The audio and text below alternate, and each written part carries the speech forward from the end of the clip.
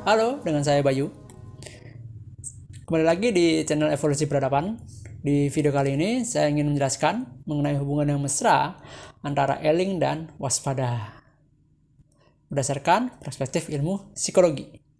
Oke.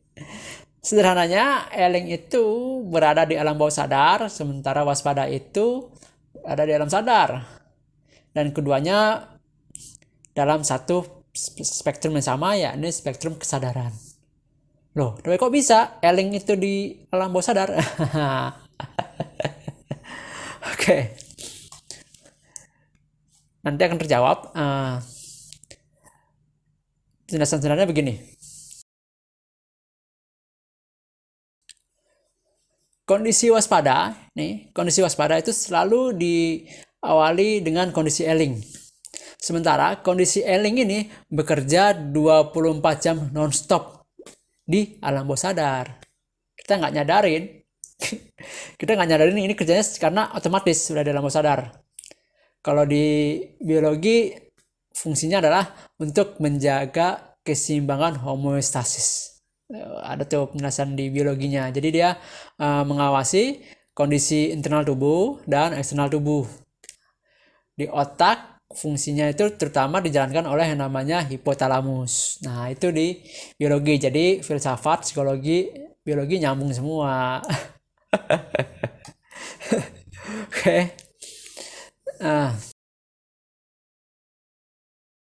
Jadi karena dia kerja 24 jam nonstop dan gak akan berhenti kecuali kalau manusianya meninggal, mati.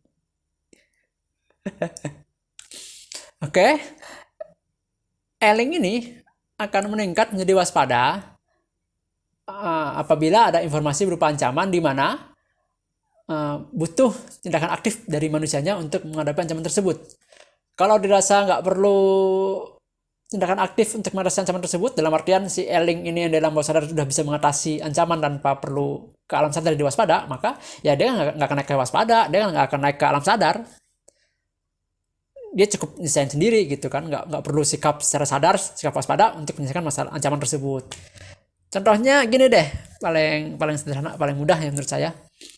Kalau misalnya kita menghadapi paparan panas itu kan ancaman kan. Kalau panas banget kita bisa sakit, dehidrasi misalnya kayak gitu ya. Nah, panas ini kan ancaman.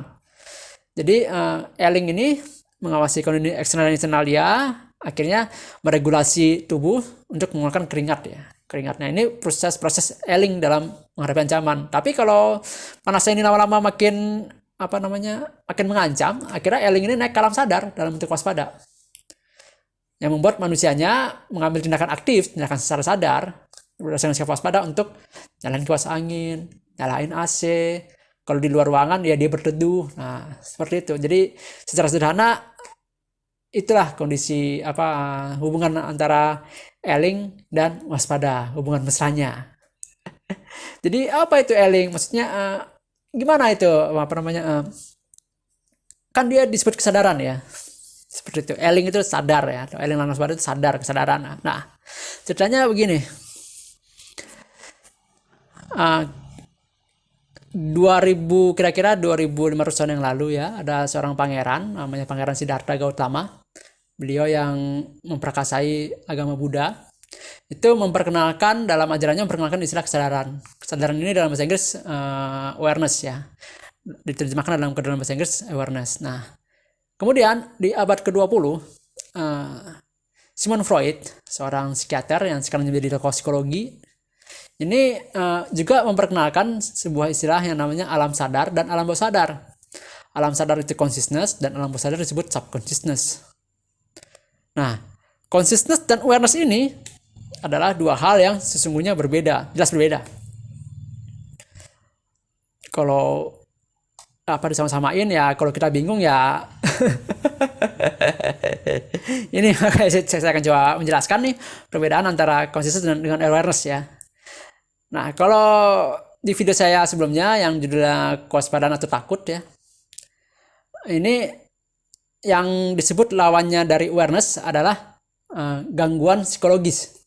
gangguan kejiwaan seperti schizofren misalnya, atau orang gila ya, atau orang yang mengalami depresi, kecemasan. Nah, ini disebut dengan yang menjadi lawannya awareness. Sedangkan consciousness, pasangannya adalah subconsciousness atau unconsciousness, yakni kondisi ketika kita sedang tidur, kita sedang semaput, pingsan, kita kehilangan consciousness kita. Nah, ini disebut, ini pasangannya consciousness, bukan awareness, seperti itu. Beda. Jadi awareness, kalau kesimpulannya, kalau terganggu itu jadi gangguan psikologis, gangguan kejiwaan. Kalau consciousness, lawannya adalah unconsciousness, tidur, semaput, gangguan kejiwaan, beda. Sehingga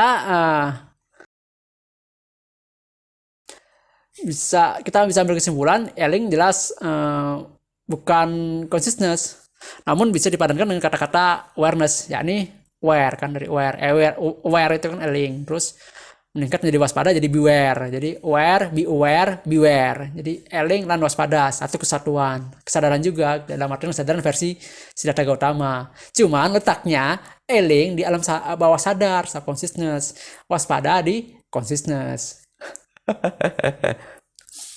Sehingga Elling adalah bentuk kesadaran yang ada di alam bawah sadar, sedangkan waspada adalah bentuk kesadaran yang ada di alam sadar. Nah, itu pembagiannya supaya kita lebih bisa memahami mengenai Elling dan waspada, kaitannya dengan awareness, kaitannya dengan consciousness dan subconsciousness. Semuanya sambung menyambung menjadi satu kesatuan yang sangat indah. Masih bingung? Kalau kita masih bingung, maka sebenarnya leluhur kita nih, nenek moyang kita, orang terutama di Jawa ini, mengenai Elling dan waspada ini, menurut saya mereka udah paham bahwa kata ini nggak bisa disatukan. Kalau disatukan jadi kesadaran tok, ya jadinya bingung kayak gini. Awareness sama consciousness di mana posisinya jadi bingung. Padahal jelas sekali orang-orang kita bilang Elling dan waspada. Dalam artian menurut saya ya, mereka sudah paham kalau Elling itu adalah ada di alam bawah sadar, sementara waspada itu ada di kesadaran. Jadi dua kata, Elling sama waspada, disambung jadi Elling dan waspada. Artinya kesadaran versi Buddha. Posisinya di mana? Di consciousness dan subconsciousness versi Freud. Nah. Jadi itulah kesadaran yang ada di alam bawah sadar dan alam sadar terkait menjadi satu kesatuan, yakni satu kata, satu kalimat, Elling lan waspada. Oke. Kemudian nih, kalau saya pribadi nih, berdasarkan kajian dari buku saya, ini saya kembangin lagi. Menurut saya ya, Elling ini nggak hanya jadi lan waspada saja, tapi juga Elling lan kenikmatan. Jadi Elling lan antusias atau kenikmatan. Nah, karena itu menurut saya juga berdasarkan dari Elling juga, dari alam bawah sadar dalam bentuk antusias juga, nggak hanya waspada aja. Jadi kalau waspada kan informasinya ancaman, sementara kalau antusias adalah informasi yang kira-kira memberikan kita kesenangan, menarik. Nah, jadi intinya di Elling menjadi rasa antusias, rasa penasaran. Nah, saya nyebutnya mortido dan libido. Mortido itu waspada dan libido itu yang memberikan kesenangan. Contohnya kayak kita ngelihat lawan jenis yang cantik, kan gitu, kita penasaran gitu kan, ada cewek cantik kan gitu. Terus kita deketin. Nah, itu Elling juga dasarnya. Elling habis itu nangkep informasi yang kita jadi antusias seperti itu. Ini merupakan mortido dan libido ini merupakan dualitas paling awal lah dalam naluri dasar manusia, karena naluri dasar ya. Jadi ini dualitas terawal dalam tubuh manusia. Nah, tapi saya nggak akan menjelaskan lebih jauh lagi. Saya akan jelaskan lagi di video berikutnya. Cukup sampai di sini mengenai Elling lan waspada. Untuk video berikutnya saya akan coba menjelaskan mengenai si pasangan ini, mortido dan libido, karena ini ada hubungannya dengan yang namanya cakra dasar. Orang-orang yang spiritual pasti tahu lah mengenai cakra dasar. Nah, ini akan sangat menarik. Ikuti terus video di channel ini, dan terima kasih bagi yang sudah menyaksikan video ini sampai habis. Rahayu.